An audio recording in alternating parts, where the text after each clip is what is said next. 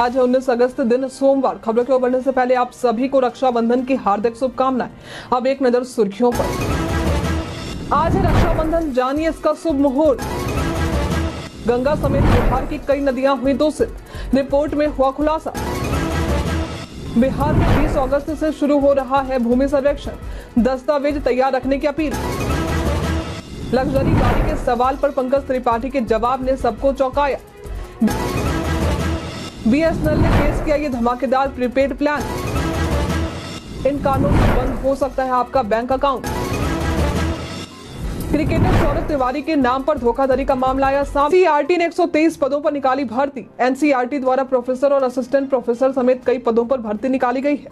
ये भर्ती कुल 123 पदों के लिए है। इच्छुक उम्मीदवार इसकी आधिकारिक वेबसाइट ncert.nic.in पर जाकर आवेदन कर सकते हैं। आवेदन करने की अंतिम तिथि 27 अगस्त है।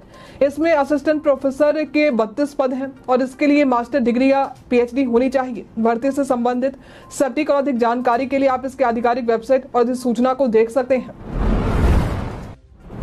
आज है रक्षाबंधन, जानिए इसका शुभ मुहूर्त। आज रक्षाबंधन का त्योहार है। ये पर्व भाई बहन के अटूट बंधन का होता है। हर साल इसे सावन के पूर्णिमा तिथि में मनाया जाता है। ऐसे में आज रक्षाबंधन के अवसर पर पाताल लोक की भद्रा सूर्योदय से दोपहर 1:30 बजे तक रहेगी। बहनें भद्रा काल में रक्षाबंधन का त्योहार नहीं मनाती हैं, लेकिन भद्रा काल के बाद राखी के लिए 3 शुभ मुहूर्त बन रहे हैं। लेकिन भद्रा समाप्त होने के बाद दोपहर 1:40 से शाम के 6:25 तक रक्षाबंधन का त्योहार मनाया जा सकता है। ये श्रेष्ठ और शुभ मुहूर्त है। ध्यान रखें, 8:13 से पंचक लगेगा, इसलिए इससे पहले ही ये त्योहार मनाना उत्तम है। आपको बता दें कि ये जानकारी मीडिया खबरों के मुताबिक है। सटीक जानकारी के लिए आप संबंधित क्षेत्र के विशेषज्ञ से सलाह ले सकते हैं। बिहार पर्यटन में आज हम बात करेंगे जहानाबाद के बारे में। ये जिला वर्ष 1986 में गया जिला में से अलग होकर बनाया गया था। यहाँ कई ऐसे पर्यटन स्थल हैं जहाँ दूर दूर से लोग भ्रमण के लिए आते हैं। यदि आप कभी जहानाबाद जाने की प्लानिंग बनाते हैं तो यहाँ आप कई धार्मिक और ऐतिहासिक जगहों पर घूम सकते हैं। इनमें दावथू, हुलासगंज, अमथुआ शरीफ, विष्णु मंदिर, कोक, बराबर की गुफाएं, हजरत बीबी कमाल का मकबरा आदि शामिल है। गंगा समेत बिहार की कई नदियां हुई दूषित, रिपोर्ट में हुआ खुलासा। गंगा की गिनती हम सबसे पवित्र नदियों में करते हैं। अपनी पवित्रता के लिए पूजी जाने वाली गंगा का इस्तेमाल हम नहाने और घर के कई कामों और पूजा पाठ में करते हैं। लेकिन अब बिहार में गंगा की पानी इतनी दूषित हो चुकी है कि ये नहाने लायक भी नहीं बची है। गंगा के साथ साथ बिहार की और भी कई नदियां हैं जो दूषित पाई गई हैं। इसका खुलासा केंद्रीय प्रदूषण नियंत्रण बोर्ड ने अपनी एक रिपोर्ट में किया है। बोर्ड द्वारा 9 अगस्त को नेशनल ग्रीन ट्रिब्यूनल यानी NGT ने नदियों के पानी की गुणवत्ता को लेकर एक रिपोर्ट पेश की थी। रिपोर्ट में पाया गया कि गंगा, बागमती, दाहा, गंडक, घाघरा, कमला, कोसी सहित अधिकांश नदियों में मलमूत्र जनित फेकल कोलीफॉर्म बैक्टीरिया तय मानक से कई गुना अधिक है। गंगा नदी 100 ml जल से 92,000 MPN तक बैक्टीरिया है। मानक के मुताबिक 100 ml पानी में 2500 MPN से कम होने चाहिए। रिपोर्ट में कहा गया है कि नहाने योग्य पानी के लिए बायोकेमिकल ऑक्सीजन डिमांड, घुलित ऑक्सीजन और pH की मात्रा कुछ जगहों को छोड़कर अधिकांश पर तय मानक के अनुरूप है।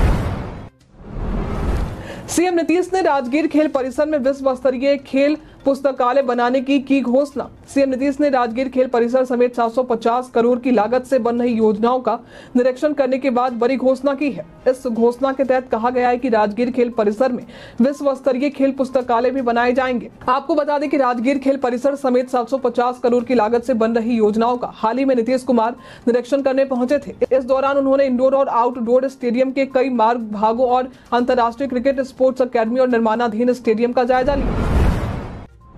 आंगनबाड़ी केंद्रों की सेविकाओं को प्रशिक्षण देने की तैयारी। नवचेतना और आधारशिला पाठ्यक्रम का प्रशिक्षण राज्य के सभी आंगनबाड़ी केंद्रों की सेविकाओं को देने की तैयारी है। ये प्रशिक्षण समेकित बाल विकास योजना की तरफ से दी जाएगी। इसकी तैयारी पूरी की जा चुकी है। राज्य की 1.5 लाख आंगनबाड़ी सेविकाएं इस प्रशिक्षण कार्यक्रम में शामिल होंगी।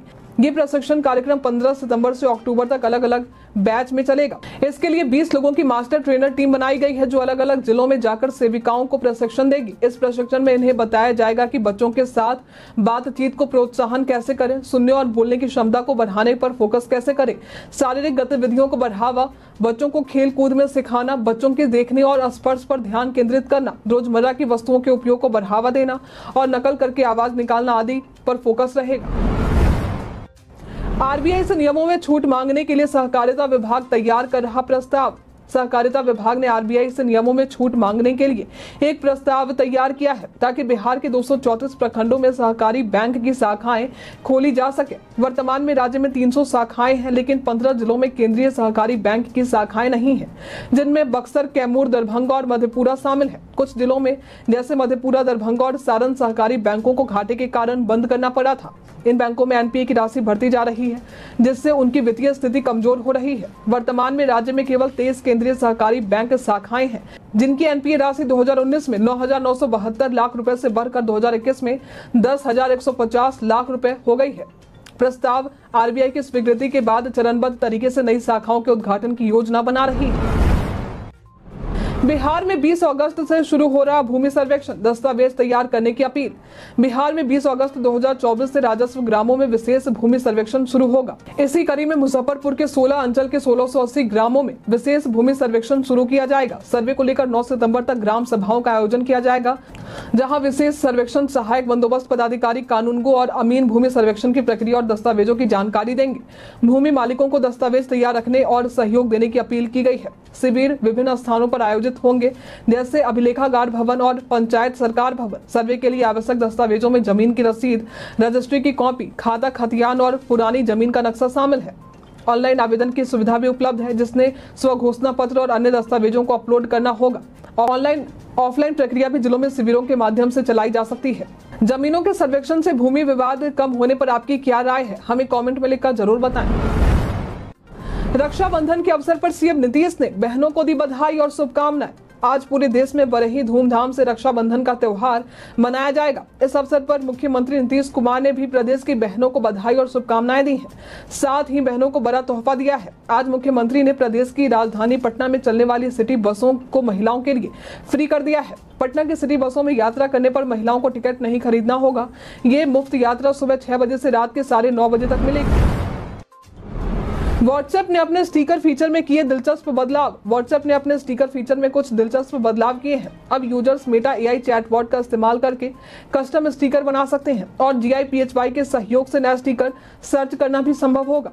GIPHY स्टिकर को अब व्हाट्सएप में सीधे सर्च किया जा सकता है। इसके लिए स्टिकर आइकन पर टैप करके टेक्स्ट या इमोजी का इस्तेमाल किया जा सकता है। वर्तमान में custom sticker maker Android users के लिए उपलब्ध है, जबकि आईफोन यूजर्स पहले से इसका उपयोग कर रहे हैं।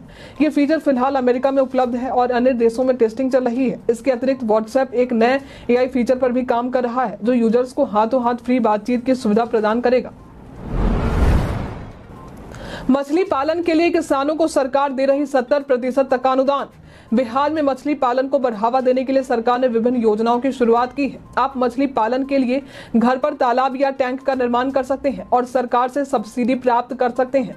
बिहार तालाब निर्माण योजना के तहत अपनी जमीन पर तालाब बनाने पर सरकार 70% तक का अनुदान प्रदान करती है, विशेषकर अत्यंत पिछड़ा वर्ग, अनुसूचित जाति और जनजाति के लिए, जबकि अन्य वर्ग के लिए ये अनुदान 50% है। इसके अलावा चौर विकास योजना के तहत प्रति हेक्टेयर 1.60 लाख रुपए अनुदान दिया जाता है। केंद्र सरकार की प्रधानमंत्री मत्स्य संपदा योजना के तहत बैकयार्ड रिसर्कुलेटरी एक्वाकल्चर सिस्टम और प्लास्टिक टैंक्स के माध्यम से मछली पालन को भी प्रोत्साहित किया जाता है। इस योजना में महिला, अनुसूचित जाति और जनजाति को 60% तक का अनुदान और अन्य वर्गों को 40% तक का अनुदान मिलता है। इन कारणों से बंद हो सकता है आपका बैंक अकाउंट। कई बार कुछ कारणों से लोगों का बैंक खाता बंद हो जाता है, लेकिन बैंक खाता बंद होने के पीछे की वजह आपकी लापरवाही होती है और कुछ बातों को ध्यान में रखना जरूरी होता है। यदि आप अपने बैंक खाते से 2 साल तक कोई लेन देन नहीं करते हैं, तो ऐसे खाते को इनऑपरेटिव कैटेगरी में डाल दिया जाता है, जिसके बाद खाता इनएक्टिव हो जाता है। ऐसे इनऑपरेटिव खातों पर किसी तरह का कोई ब्याज नहीं लगता है। यदि आपका खाता 10 साल इनऑपरेटिव रहा तो इसमें जमा राशि शिक्षा और जागरूकता कोष में ट्रांसफर कर दिए जाएंगे।